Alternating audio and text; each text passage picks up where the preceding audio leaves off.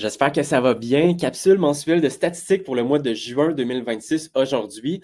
Comme à l'habitude, je vous parle de nos expériences personnelles avec l'équipe et je vous parle par la suite des statistiques qui ont quand même changé. Honnêtement, le mois de juin a été bon par rapport au mois de juin, même l'année dernière. Dans le fond, qu'est-ce que je veux dire par là, c'est que les ventes ont été un petit peu plus élevées que l'année dernière. Ceci dit, on a quand même un certain ralentissement. J'en parle depuis quelques capsules, mais j'observe même au niveau des stats que les délais de vente sont un petit peu plus longs que dans les derniers mois. Assurément qu'il y a moins de surenchères qu'au début de l'année. Il y a des propriétés, on dirait que quand on a un beau produit qui est impeccable et mis au bon prix, ça part quand même en surenchère, mais je trouve que la grande majorité de ce qu'il y a sur le marché, ça va prendre plus de temps. On commence à faire des fois des rounds de visite avec des acheteurs, là, d'en visiter 9, 10, 11 par fin de semaine, puis on a l'embarras du choix parmi toutes ces propriétés-là. Donc, les vendeurs sont plus motivés, les courtiers nous font des suivis parce que ça bouge pas. Et moi, je le remarque naturellement aussi avec les clients vendeurs. On est dans le même scénario, mais à l'inverse. Il y a certaines propriétés qui vont partir super bien quand ce sont des beaux produits. Aussitôt qu'on a un produit qui est un petit peu plus niché ou peut-être que le produit n'est pas parfait, qu'il y a un petit peu de rénovation, d'amélioration à faire, ben, c'est plus difficile. Puis là, ben, ça prend des bonnes stratégies pour faire sortir ça sur le marché. Je vous parle tout de suite des statistiques pour vous montrer un petit peu l'évolution de tout ça. On a quand même un prix qui s'est maintenu au niveau de l'unifamilial. Notre prix médian est maintenant à 475 000, donc en hausse de 6 par rapport à juin 2025. On a une petite mini-hausse par rapport au mois dernier. Ce qui m'a quand même surpris, c'est la copropriété. On est rendu à 318 500 de prix médian par rapport à 330 000. La copropriété performait super bien dans les derniers mois. On a une petite baisse. Moi, je pense pas qu'il faut s'inquiéter. Comme je le dis toujours, ça dépend de mois en mois. Il faut vraiment regarder le big picture, mais regardez, mettons, la ligne de graphique de la copropriété, là. Ça a tendance à stagner un petit peu là, dans les derniers mois. Ça n'a pas beaucoup augmenté à voir, tandis que le Plex, comme vous voyez ici, mon tableau est même plus assez haut pour montrer le prix médian. On est rendu à 582 500 de prix médian, donc une hausse de 10 par rapport à l'année dernière. C'est encore une catégorie qui performe extrêmement bien. Duplex, triplex, quadruplex et j'irais même à dire surtout du 5 et 6 logements et plus avec des financements SCHL, des financements où est-ce qu'on peut amortir jusqu'à 40 voire même 50 ans. Beaucoup d'investisseurs se tournent vers ces produits-là, donc ce sont des produits qui sont très convoités, mais qui, selon moi, ont quand même des belles opportunités. J'en vois du moins à toutes les semaines passer sur le marché. Ce que je vous parlais tantôt, le mois de juin, là, on est à 12 plus de ventes par rapport à juin l'année dernière. Donc, même si on a un mois qui est un petit peu plus tranquille, je vous dirais que ce qu'on voyait en février, mars, avril, on a un bon mois. Ce qu'on remarque également, c'est les nouvelles inscriptions. Donc, on remarque là sur le tableau, puis là, je vais beaucoup analyser les tableaux avec vous aujourd'hui, mais on voit que c'est vraiment en baisse. Ici, on se fie à juillet-août l'année dernière. Là, c'est vraiment ça les mois qui font mal, en fait, aux nouvelles inscriptions.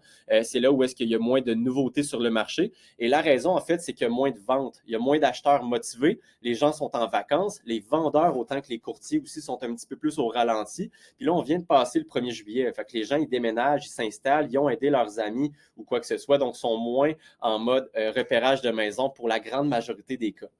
Si je vous montre au niveau des autres tableaux, là, au niveau des délais de vente, c'est quand je vous dis que ça monte un petit peu, là, on le voit, là, depuis mars, on voit qu'on a une petite augmentation.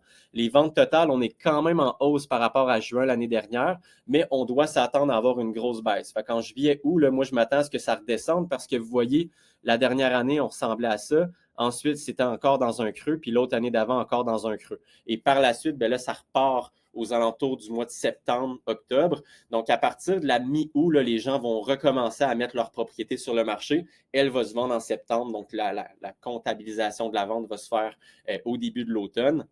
Et finalement, ben, pour les inscriptions en vigueur, ça l'a relativement un petit peu baissé. Ce que je remarque au niveau des inscriptions en vigueur, par contre, c'est que vous verrez, quand on regarde là, en juillet, août, là, tout de suite après, ça va remonter. Fait que vous voyez, là, ça a remonté ici.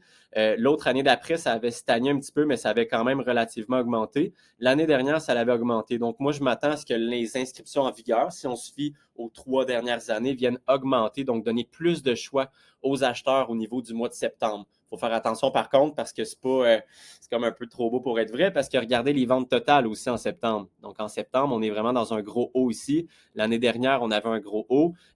L'autre année d'avant, un petit peu moins gros, mais quand même. Donc il y a beaucoup plus d'acheteurs qui vont être motivés et actifs au niveau du marché. Donc oui, plus d'inventaire, mais plus de compétition. Donc, la leçon, si vous êtes acheteur, attendez pas nécessairement à l'automne ou au printemps. Au contraire, maintenant, regardez le nombre de ventes. Là. Le monde, il ne cherche pas de propriété. Gâtez-vous, c'est le temps. Au niveau finalement des statistiques pour le tableau, ben, j'en ai parlé un petit peu au niveau du prix médian, tout ça. Moi, ce que je remarque surtout, puis je le dis à chaque fois, c'est les inscriptions en vigueur qui me font capoter. On est à 23 plus d'inscriptions en vigueur par rapport à l'année dernière. On a quand même 12 de ventes supplémentaires par rapport à l'année dernière, comme je le mentionnais tantôt. Puis quand on compare avec Montréal, parce que j'aime toujours ça, eux autres sont à moins 8 au niveau des ventes. Donc, le mois de juin cette année performe beaucoup moins que l'année dernière pour Montréal, alors que nous, c'est le contraire. On a quand même une belle hausse par rapport au nombre de ventes, même si les prix sont assez stables, je vous dirais. Et leurs inscriptions en vigueur, ben, eux autres, on est à plus 17. Puis dans les premières capsules que je faisais de l'année en 2026, là, je me rappelais, on était autour de 15 à 20 de plus à Montréal. Puis nous, on était encore en baisse, où on était sensiblement le même nombre d'inscriptions. Fait que c'est vraiment le printemps immobilier. Il y a beaucoup de vendeurs qui ont affiché leur propriété en même temps. Ça a créé vraiment un gros boom, plus d'offres sur le marché. Donc là, ça se stabilise, ça n'a pas redescendu. Fait qu'on retombe un petit peu plus vers un équilibre tranquillement, pas vite. Mais comme je le mentionnais, le marché reste encore en faveur du vendeur, même s'il ralentit. On a encore de la surenchère sur certains produits. Il y a les taux d'intérêt aussi qui ont quand même monté. Je le mets toujours dans mon courriel, puis je vous invite à le regarder, mais on a peut-être un 0,5 d'augmentation depuis le début de l'année sur le taux fixe, même si le taux directeur, donc le taux variable, n'a pas bougé. Le taux fixe a tendance des fois à anticiper les hausses futures du taux directeur, donc on a une hausse un petit peu par rapport à ça.